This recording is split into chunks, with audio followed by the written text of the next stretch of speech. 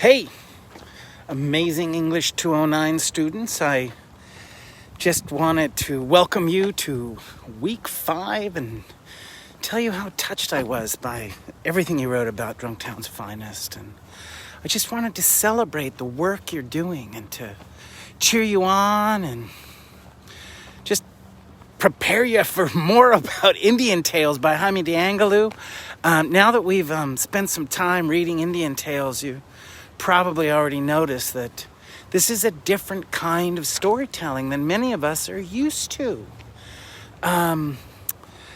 Indian Tales is loose and playful and sometimes a little chaotic, and that's part of the point. It's trying to capture the spirit of oral storytelling, stories that were meant to be told around the fire with kids and elders and under the stars, not locked up on the pages of a book, And this is part of the joy that we see in Indian Tales. It captures how stories are used in native cultures. Jaime de Angelou wasn't just writing these tales to entertain.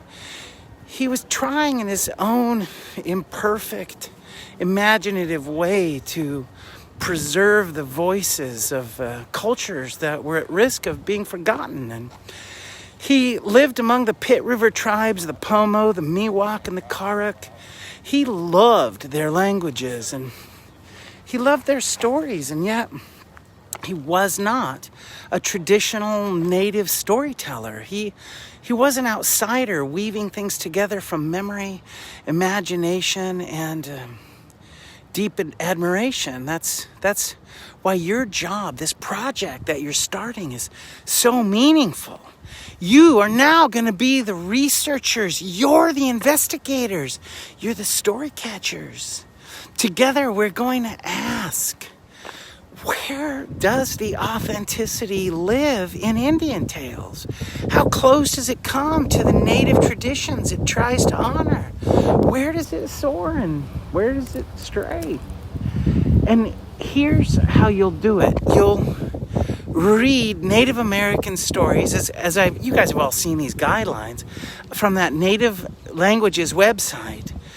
It's in the guidelines there for you, and you're going to look around for the echoes. Maybe it's Hawk Chief, maybe it's Coyote, maybe it's just, the deep respect for animals, or the marriage custom, or some way of teaching children through gentle jokes. And when you find those echoes, even faint ones, you're going to connect those dots. You'll say, look, here's a moment where de Angelou's imagination and native tradition seems to touch hands, to overlap a little. Or, conversely, you might say, here's a place where maybe they just waved at each other from across a big canyon. Either way, you'll be building beautiful reader's guide, not just about what Angelou wrote, but about what native stories still live and breathe and what they can teach us today. And just remember, this project isn't about proving anything wrong or anything right. It's about learning how stories travel. It's about listening carefully and celebrating the living tradition of Native American storytelling. So get curious and have fun. Let yourself wander. Let yourself get a little lost, like a fox boy running out and saying, hey, wait up, wait for me, I want to see the world.